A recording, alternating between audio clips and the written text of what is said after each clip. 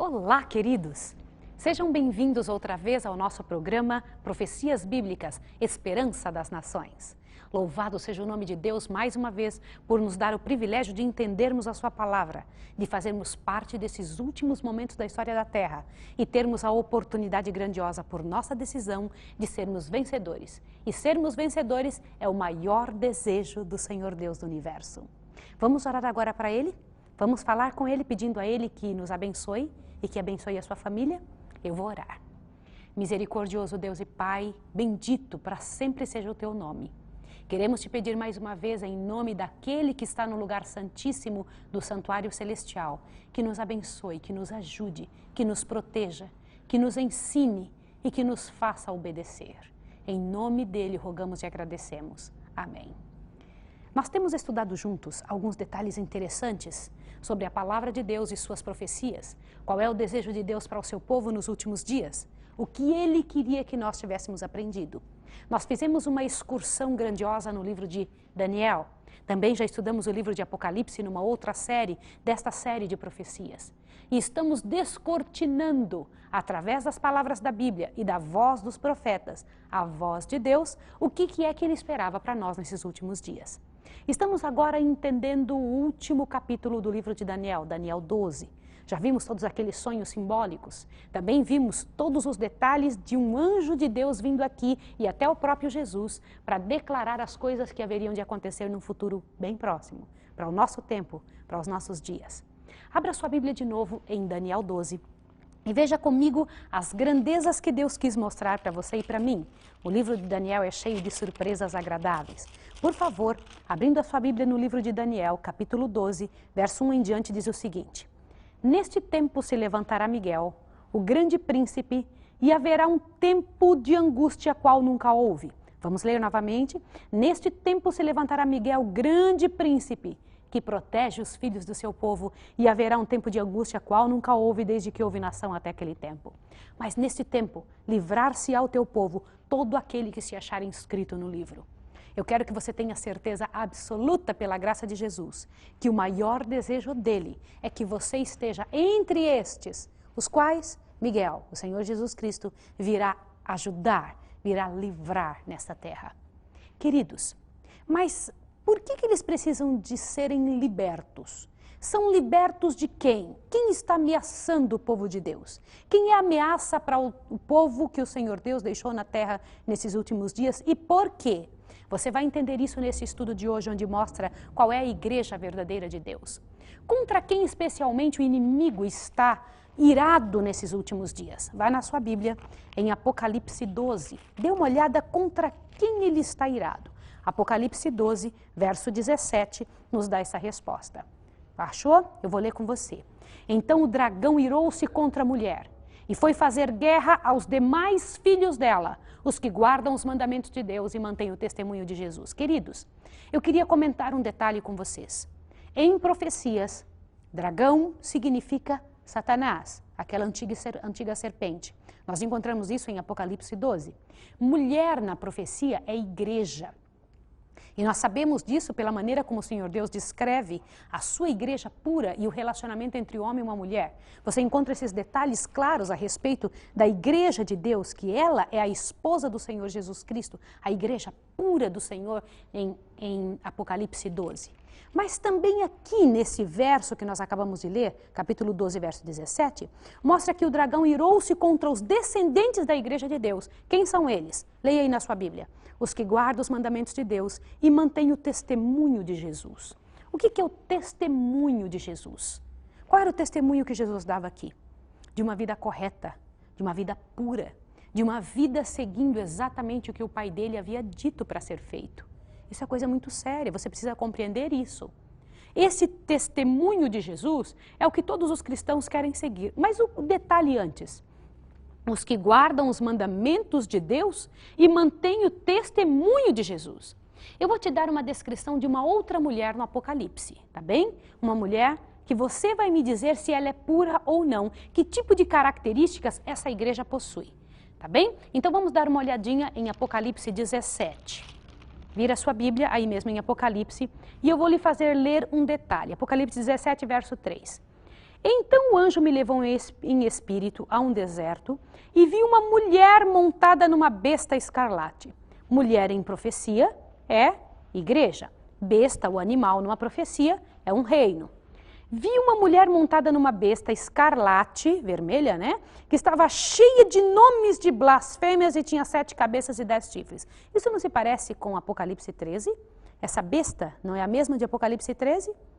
Que igreja é essa que está em cima dela, em cima deste poder? Continua, 4. A mulher estava vestida de púrpura e de escarlate, adornada com ouro e pedras preciosas e pérolas. Tinha na mão um cálice de ouro cheio das abominações e das imundícias de sua prostituição. Vamos entender por que uma é chamada de igreja pura e outra é chamada de igreja prostituta. Por quê? Prostituta é aquela que recebe dentro do seu corpo algo que não é de seu marido. É verdade ou não? Não é essa a descrição de uma prostituta? Ela recebe algo que não pertence a ela, que não foi dado por seu esposo. Uma mulher pura é aquela que não aceita de jeito algum algo que não venha de seu verdadeiro esposo. Tá correto? Aqui é dito e descrito em Apocalipse 17 uma mulher prostituta. E ela tinha na mão um cálice cheio das abominações de sua prostituição. As coisas que ela recebia de outro marido estavam no cálice. E eu queria que você prestasse atenção. Continua vendo. Veja no verso 5. Na sua testa estava escrito mistério, a grande Babilônia, a mãe das prostitutas e das abominações da terra. Dela é que vieram todos os outros erros doutrinários. Se mulher é igreja, e o que ela recebe de fora não é de seu marido, é que essa igreja recebeu dentro dela algo que não pertencia de forma alguma ao Senhor Jesus Cristo, aquele que deveria ser o esposo da igreja. Não é sério isso? Se recebeu de outro que não é de Jesus, de quem está recebendo? Agora, o fato de dizer aqui que ela é a mãe das prostitutas e das prostituições e abominações da terra é extremamente significativo, porque nos dá uma clareza que ela é a responsável por uma série de erros doutrinários no mundo e ela é mãe de outras igrejas. Não é sério isso? Você se lembra a quantidade de igrejas que saiu da igreja protestando, da igreja mãe, da igreja católica protestando contra ela? Mas ainda trouxeram da mãe algumas coisas que ainda mostram que tem uma ligação com ela. E qual é o fato principal que mostra que as igrejas têm ligação, as igrejas hoje protestantes, têm ligação com a igreja mãe condenada? Sabe qual é? O fato de aceitar o domingo como dia de guarda. O domingo não é uma instituição bíblica, é uma instituição por tradição simplesmente humana. Continua. Vi que a mulher, veja o verso 6, estava embriagada com o sangue dos santos. Por quê? Ela estava embriagada, ela havia bebido o sangue dos santos. E com o sangue das testemunhas de Jesus. E quando a vi, me admirei com grande espanto. Olha que coisa séria. Isso é muito importante para que você possa entender. Mas vamos voltar, eu vou te fazer uma pergunta. Vamos ver as características da igreja verdadeira agora. Você acabou de ver as características da igreja que não é a verdadeira. A igreja que é prostituta, que recebe coisas erradas, coisas de fora de um que não é seu marido, que ela então dá a beber aquele vinho dessa prostituição para todos os reis da terra. Onde está escrito isso? No verso 2, 17:2. Com ela se prostituíram os reis da terra e os que habitam na terra se embebedaram com o vinho da sua prostituição. Lembre-se que ela tinha um cálice na sua mão? Aquele cálice ela dá de beber aos reis da terra, às pessoas da terra. Faz com que as pessoas acreditem na sua doutrina, aquilo que ela recebeu que não é do seu esposo. Não posso ser mais clara. Agora volte em Apocalipse 12. Vamos ver as características da igreja pura? Dê uma olhada em Apocalipse 12, verso 1. Viu-se um grande sinal no céu, uma mulher vestida do sol, tendo a lua debaixo dos pés e uma coroa de 12 estrelas sobre a sua cabeça. O que é isso que nós acabamos de ver? Por que a igreja de Deus, aqui o que eu estou dizendo que é a igreja de Deus, ela está vestida de sol, tem a lua debaixo dos pés, uma coroa de 12 estrelas, veja bem que não são chifres, uma coroa de 12 estrelas sobre a cabeça e ela tem essa coroa de 12 estrelas refulgente sobre ela. Por favor, abra sua Bíblia em 2 Coríntios, capítulo 11, verso 2. Eu quero que você observe um detalhe. Dá uma olhada o que eu vou mostrar para você agora. 2 Coríntios, capítulo 11, verso 2. Vamos ver juntos? Estou zeloso de vós com o zelo de Deus. Tenho-vos preparado para vos apresentar como uma virgem pura a um marido, a saber, a Cristo. O que você entendeu? Esta virgem pura aqui, ó, uma mulher vestida com o sol, tendo a lua debaixo dos pés, é a representação profética da esposa do Senhor Jesus Cristo, de um grupo de crentes. Por que que ela tem o sol, vestida de sol? O Senhor Jesus Cristo, não estou falando do domingo, aquela adoração do sol, não. Este sol é o Senhor Jesus Cristo, e você vai entender no decorrer de toda a ação, porque Jesus é chamado de o sol da justiça. A lua debaixo dos pés é o sistema de sacrifícios do Antigo Testamento, porque a lua ela não possui poder próprio nem luz própria. Assim como os sacrifícios do Antigo Testamento, aquele sacrifício de cordeiros, não tinha luz própria. Aquilo estava apontando para o Senhor Jesus Cristo. E ela brilhava por causa do Senhor Jesus Cristo. Essa lua debaixo dos pés é o sistema de sacrifício do Antigo Testamento. E as 12 estrelas são os 12 apóstolos. Continua vendo. Ela estava grávida e gritava com as dores de parto, sofrendo tormentos para dar à luz. O que isso quer dizer para nós? O que isso quer dizer para você e para mim?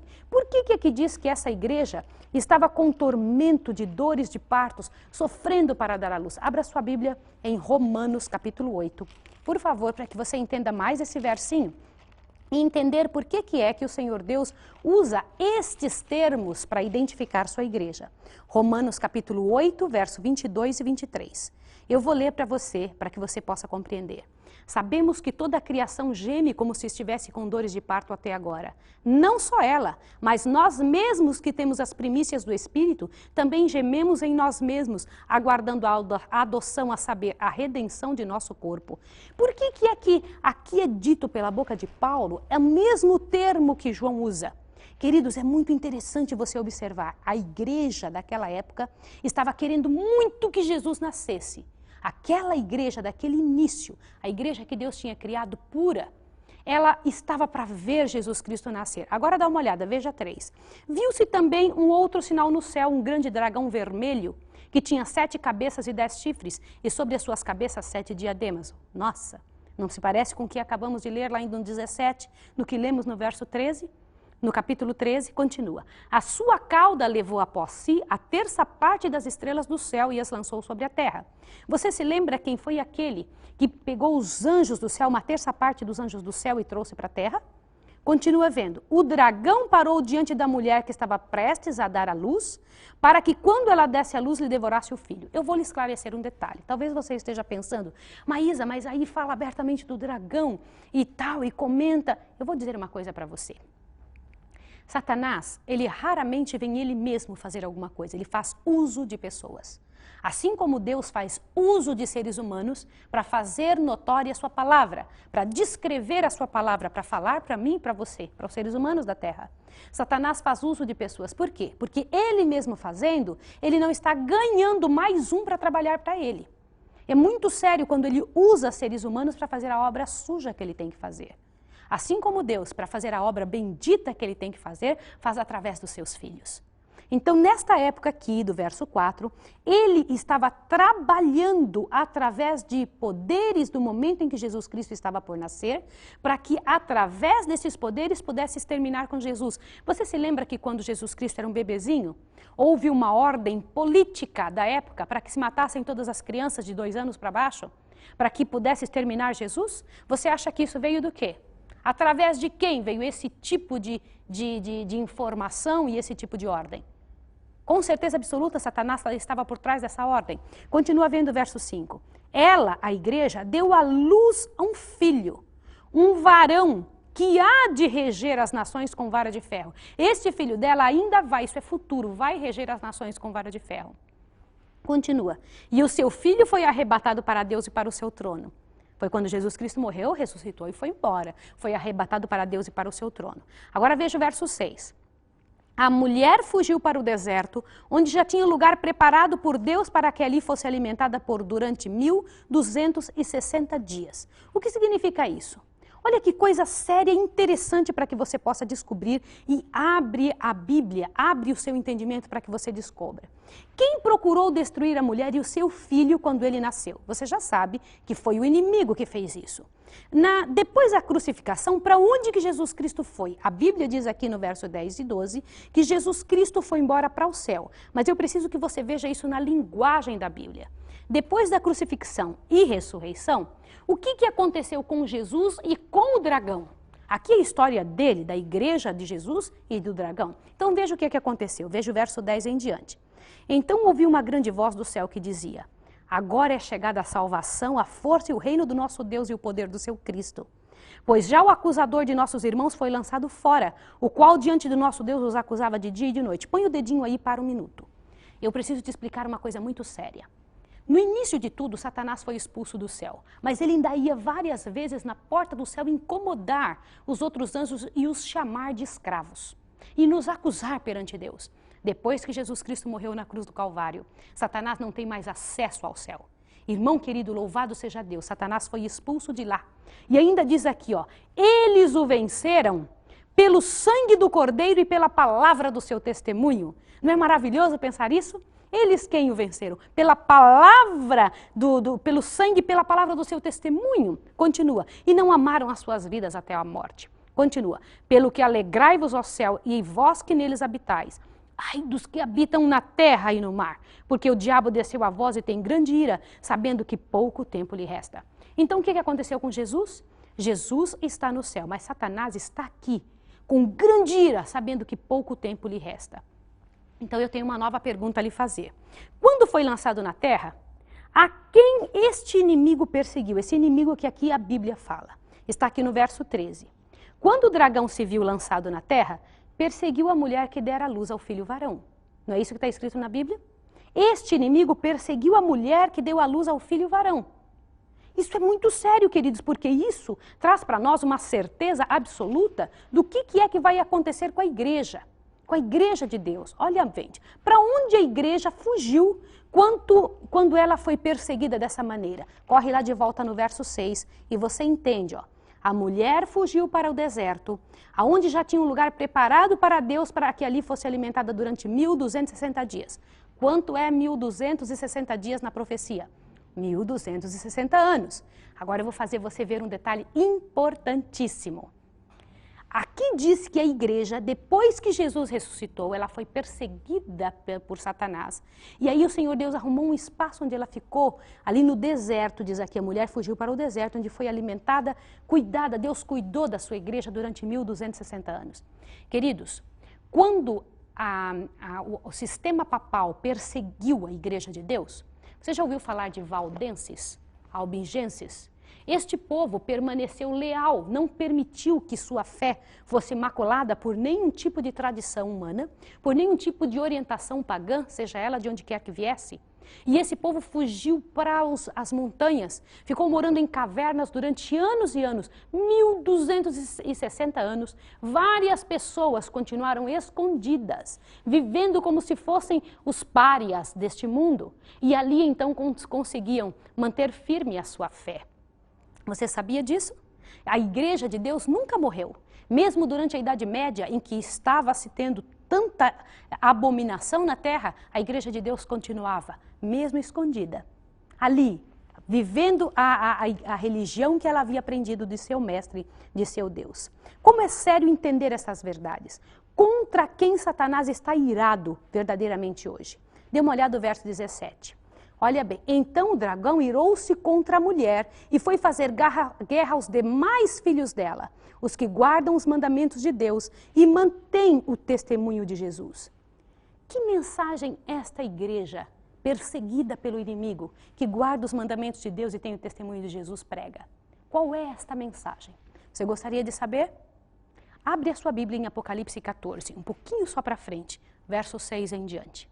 Dê uma olhada. Olha o que diz aqui.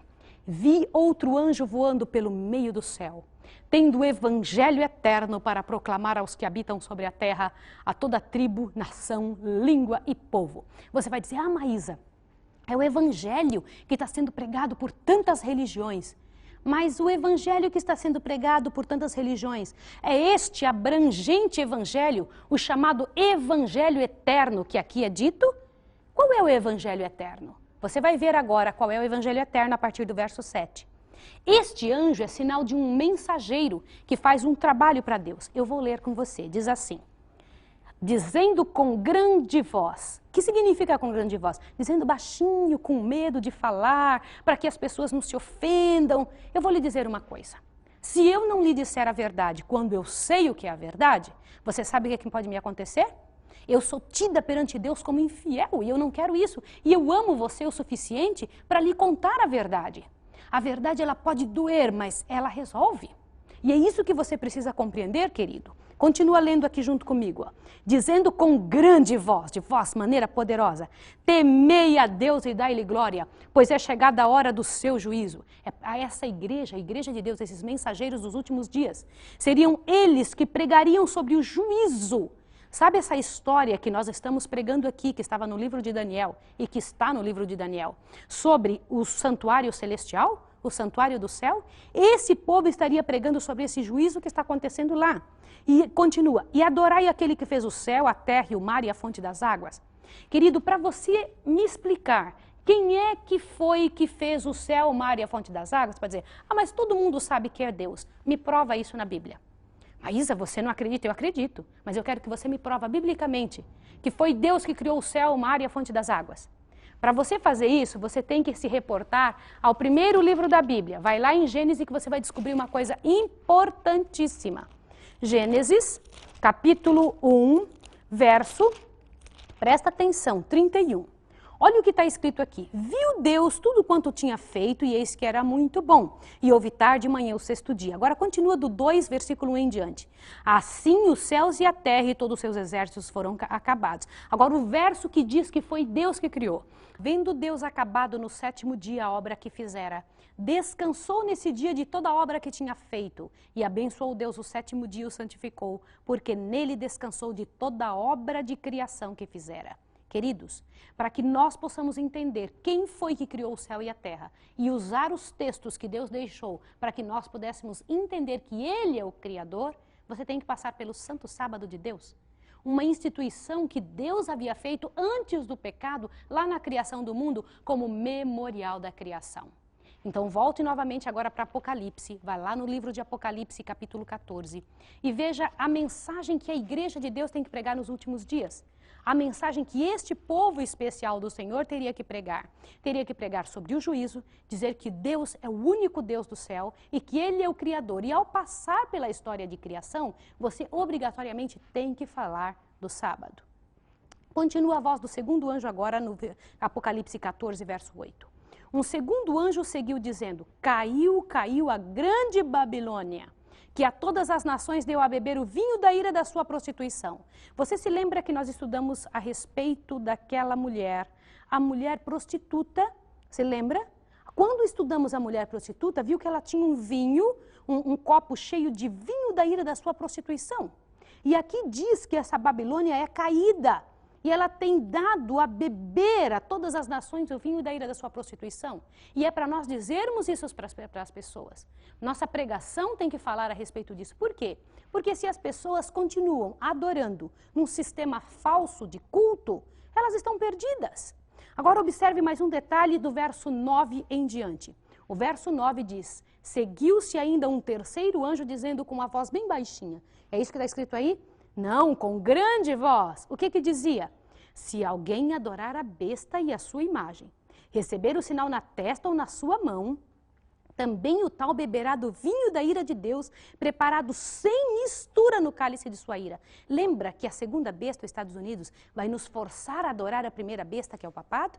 Vai nos forçar a guardar o dia de domingo? Aqui diz que se alguém fizer isso, este será atormentado com fogo e enxofre. Se alguém adorar essa imposição, essa obrigação que vai haver política no mundo, o que diz aqui? E será atormentado com fogo e enxofre diante dos santos anjos e diante de Deus e diante do Cordeiro. Queridos, aquela segunda morte que nós estudamos, que o pessoal chama de fogo do inferno, que na verdade inferno não existe, existe a segunda morte, Esta segunda morte, que é preparada para o diabo e seus anjos, vai acontecer para todas as pessoas, todas aquelas que estiverem adorando a besta, fazendo as coisas que a besta pede que seja feito. Queridos, eu quero ser bem sincera com você, lhe perguntar com toda a sinceridade do meu coração, qual povo na terra você conhece que está seguindo estas características, as características que nós descrevemos durante todo esse estudo? E eu vou lhe dizer, existe um povo na terra que faz isso, são os adventistas do sétimo dia. E eu queria te convidar para que você se unisse a esse povo, fizesse parte desse exército de luta, para levantar a verdade de Deus, para reparar as brechas que foram feitas na verdade de Deus nessa terra, para nos ajudar a pregar a mensagem verdadeira e trabalhar pela graça de Deus para que Deus pudesse ter nessa terra um povo a quem buscar. Qual é o conselho de Deus para quem está em igrejas equivocadas? Abre a sua Bíblia em Apocalipse 18, verso 4. Deus tem um conselho para quem está em igrejas que não faz o que é certo. Diz o seguinte, Apocalipse 18, verso 4, eu faço questão de ler com você. Diz ali, ouvi outra voz do céu dizer, sai dela, povo meu, para que não sejais participantes dos seus pecados, para que não incorras nas suas pragas, pois os seus pecados se acumularam até o céu e Deus se lembrou das iniquidades dela. Queridos, não adianta a gente tentar reformar uma igreja que está errada. Nós temos que pregar a verdade para os nossos irmãos, as pessoas sinceras. E as pessoas sinceras, então, começarão a adorar a Deus da maneira como Deus quer. Eu quero orar com você agora. Quero pedir a Deus para te abençoar na sua decisão. Para te fortalecer nessa decisão tão séria, que é de aprender a adorar Deus da maneira correta. No nosso próximo estudo, nós vamos entender quais são os últimos sinais de que Jesus está voltando. E você vai poder ver cada um desses sinais nas coisas que estão acontecendo hoje. Em nome de Jesus, você faz parte desse cenário. E eu te peço que você tome hoje a sua posição ao lado do Deus verdadeiro. Que Deus te abençoe, meu querido. Eu quero orar com você agora. Vamos orar? Misericordioso Deus e Pai, Santíssimo Senhor, eu te entrego essa pessoa e a mim mesma, Senhor, e minha família, para servirmos a Ti do jeito que o Senhor quer. Livra-nos, Senhor, de sermos enganados. Queremos te servir completamente, inteiramente, segundo o teu modelo. Te pedimos essas bênçãos em nome do Senhor Jesus, que está no lugar santíssimo do santuário celestial, de onde Ele vai voltar para nos levar. Em nome dEle rogamos e agradecemos. Amém. Que Jesus abençoe você e até o próximo estudo.